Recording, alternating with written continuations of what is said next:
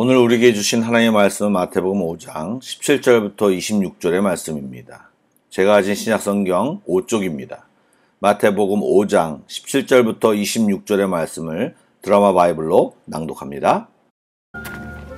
내가 율법이나 선지자를 폐하러 온 줄로 생각하지 말라. 폐하러 온 것이 아니요 완전하게 하려 함이라. 진실로 너희에게 이르노니 천지가 없어지기 전에는 율법의 1.1획도 결코 없어지지 아니하고 다 이루리라.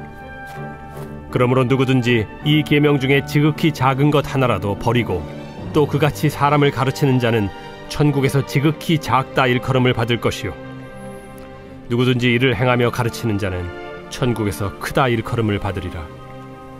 내가 너희에게 이르노니 너희 의의가 서기관과 바리새인보다 더 낫지 못하면 결코 천국에 들어가지 못하리라. 옛사람에게 말한 바 살인하지 말라. 누구든지 살인하면 심판을 받게 되리라 하였다는 것을 너희가 들었으나 나는 너희에게 이르노니 형제에게 노하는 자마다 심판을 받게 되고 형제를 대하여 나가라 하는 자는 공회에 잡혀가게 되고 미련한 놈이라 하는 자는 지옥불에 들어가게 되리라. 그러므로 예물을 제단에 드리려다가 거기서 내 형제에게 원망 들을 만한 일이 있는 것이 생각나거든 예물을 제단 앞에 두고 먼저 가서 형제와 화목하고 그 후에 와서 예물을 드리라. 너를 고발하는 자와 함께 길에 있을 때 급히 사화하라. 그 고발하는 자가 너를 재판관에게 내어주고 재판관이 옥리에게 내어주어 옥에 가둘까 염려하라. 진실로 네게 이르노니 네가 한 푼이라도 남김없이 다 갚기 전에는 결코 거기서 나오지 못하리라. 안녕하십니까. 오늘도 같은 날 같지만 주님으로 인해 새로운 은혜와 기쁨이 넘치는 귀한 날이 우리 모두에게 되어지기를 축복합니다. 아멘. 오늘 말씀을 읽어보시면 예수님께서 율법에 대한 생각 그리고 예수님의 가르침의 본질에 대하여 설명하고 계십니다. 사람들 중에는 예수님의 가르침이 바리새인들이나 서기관들과 달랐기 때문에 당시 사람들 중에는 율법과 선지자, 즉 구약 성경에 대한 것을 예수님이 부정하고 있다는 오해를 하는 사람들이 있었습니다. 예수님께서는 그런 사람들의 생각을 아시고 내가 율법이나 선지자를 폐하러 온 줄로 생각하지 말라라고 직접적으로 말씀하셨습니다. 예수님의 의도는 결코 구약의 폐지나 율법을 부정하는 것이 아니었습니다. 오히려 그들이 율법에 대해서 잘못 이해하고 인식된 것을 바로잡아 주시며 본인 자신이 그 말씀에 대한 성취임을 은연중에 드러내고 계십니다. 그 부분이 어디입니까? 바로 율법을 완전하게 하려 한다라는 말입니다. 또한 18절 말씀을 잠깐 보시겠습니다. 진실로 너희에게 이르노니 이렇게 말씀하시는 것은 예수님의 독특한 어법이면서도 구약에 수도 없이 많이 나오는 여호와 하나님이 말씀하시기를 과 같은 형식으로 취함으로 예수님이 하나님의 권위를 가지고 말씀하고 있음을 보여주는 것입니다. 20절에도 내가 너희에게 이르노니 제자들이 눈치를 채고 있는지 모르지만 동일하게 예수님은 하나님의 권위로 말씀하고 있는 것입니다. 예수님이 말씀하신 것처럼 예수님은 모든 말씀을 이루기 위해서 이 땅에 오셨습니다. 그러기에 예수님께 대해 집중하고 그분이 하신 말씀을 알아야 하고 그것을 지켜야 하는 것입니다. 신앙의 기본이 바로 예수님께 집중하고 그분에 대한 것을 정확히 또 온전히 알고 순종하는 것이 중요한 것입니다. 그러기에 성경을 읽는 것은 아주 기본 중에 기본입니다. 기억하시고 순종하시기를 축복합니다. 이렇게 17절부터 20절까지는 개론적인 이야기를 하셨다면 이제부터는 구약의 말씀을 인용하시면서 바리새인들과 서기관의 이해나 그들의 주장까지 설명하시면서 그 말씀의 진짜 의미를 하나씩 설명하십니다. 그 전에 20절 말씀을 뭐라고 하십니까? 너희의 의가 서기관과 바리새인보다 더 낫지 못하면 결코 천국에 들어가지 못하리라고 말씀하셨습니다. 여러분, 바리새인과 서기관의 의가 무엇입니까? 바로 율법을 문자적으로 지키는 것입니다. 그렇다면 바리새인과 서기관을 뛰어넘는 의란 무엇입니까? 외적으로 살인하지 않는 것을 뛰어넘어 적극적으로 이웃과 형제와의 관계 속에서 화평을 이루라는 것입니다. 그 내용을 보시면 더 엄격한 의 또 적극적인 행동을 요구하고 있음을 발견합니다. 말씀을 보면 다른 사람들을 멍청이 미련한 놈이라고 욕하거나 비아냥거리는 것만으로도 지옥불에 들어갈 것이라고 경고하십니다. 오해하지 마십시오. 화내고 욕했기 때문에 지옥에 가는 것이 아닙니다. 그 안에 사랑이 없기 때문입니다. 사랑이 없으면 미워하고 조롱하게 됩니다. 그 결과는 지옥에 갈 수밖에 없는 것입니다. 그렇기 때문에 할 수 있는 한 형제와 화목을 이루라고 말씀하십니다. 우리가 말씀을 잘못 기억할 수 있는 부분이 있는데요. 예물을 드리다가 형제에게 원망 들을 만한 일이 생각나거든. 여기서 우리가 주목해야 하는 것은 예배자의 원망이 아니고 바로 다른 사람의 원망입니다. 그런데 우리가 가서 먼저 화목할 것을 청하고 그 일을 해결하기 위해 노력하라는 것입니다. 수동적인 얘기가 아니라 굉장히 적극적인 이야기입니다. 그런데 여러분, 이렇게 먼저 다가가 화해의 손을 내미는 것이 쉽습니까? 오히려 억울한 마음까지 드는 것이 우리들입니다. 왜요? 때로 우리에게 잘못이 없는 경우도 많기 때문입니다. 하지만 주님이 그러셨던 것처럼 잘잘못을 따지지 말고 적극적으로 사랑하기를 우리에게 원하고 계시는 것입니다.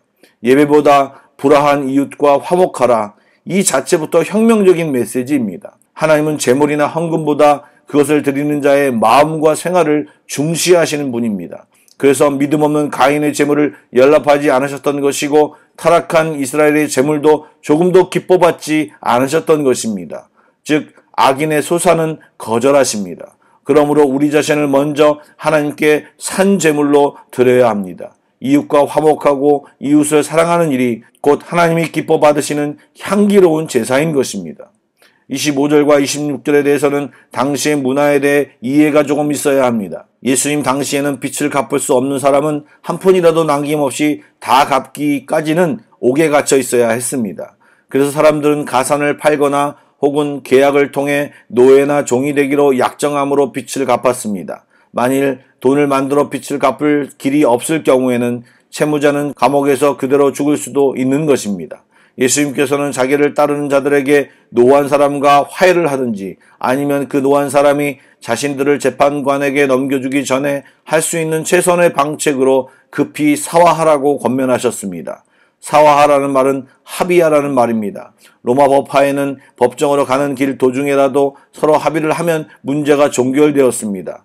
그러나 법적인 판결이 내려지면 합의가 불가능했습니다. 이런 법적 상황의 예를 들면서 원수와의 불화를 하나님께 심판받기 전에 바르게 해결할 것을 말하고 있는 것입니다. 한마디로 형제와 화목할 것을 강조해서 말하고 있는 것입니다. 사랑하는 성도 여러분, 부부관계 속에서 오늘 평안하십니까? 누가 잘못했건 먼저 해결하도록 노력하시기 바랍니다. 특별히 부부관계의 불화는 사단이 틈을 타는 경우가 굉장히 많습니다. 예배를 방해합니다. 기도하시고 결단하시어 먼저 이 말씀을 들은 분들이 노력하시기 바랍니다. 기타 다른 사람들과의 문제도 동일합니다. 잘잘못을 따지면서 사랑하기를 멈추고 있다면 그것은 다른 것을 떠나 예수님의 명령에 불순종하고 있다는 사실을 여러분 기억하시기 바랍니다.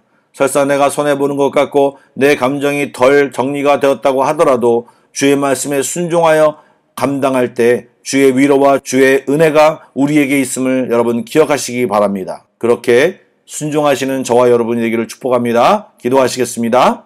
사랑의 하나님, 화목해야 한다는 사실을 알면서도 또 내가 그 일을 시작해야 한다는 주님의 말씀을 기억함에도 우리는 쉽게 행동에 옮기지 못하는 경우가 많습니다. 우리 안에 있는 분노, 용납하지 못함, 사랑 없음을 인정하며 주님 앞에 고백합니다.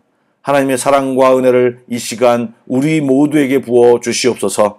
그런 내 안의 감정과 자존심을 뛰어넘고 순종함으로 새로운 하나님의 은혜로 나아갈 수 있게 하여 주시옵소서. 이 시간 크신 은혜를 구하며 살아계신 예수님의 이름으로 기도드립니다. 아멘. 계속해서 찬양 한 곡을 묵상하시고 합심 기도와 개인 기도로 나아가겠습니다.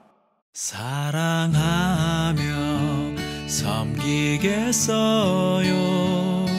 생명 주신 예수님, 버려진 날 찾아오셔서 내게 생명 주셨네. 찢기고 상한 내 맘에 저기 갈보리에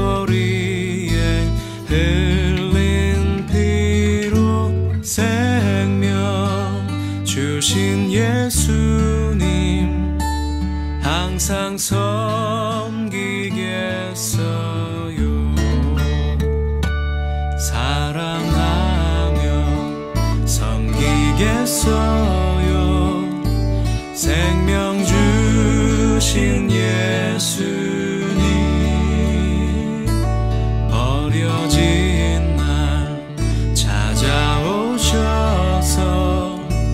내게 생명 주셨네.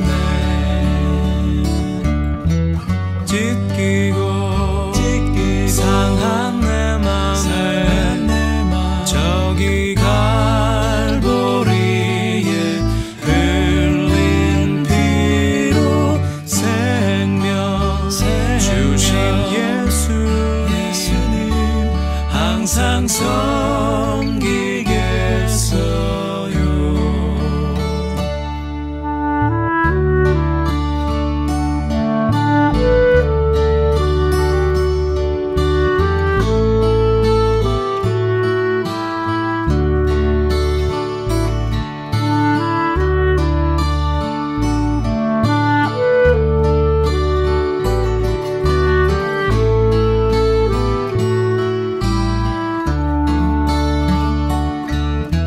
찢기고 상한 내 맘에 저기 갈보리에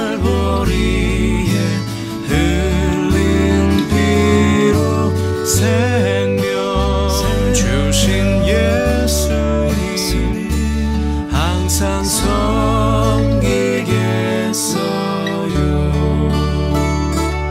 항상 섬기겠어요.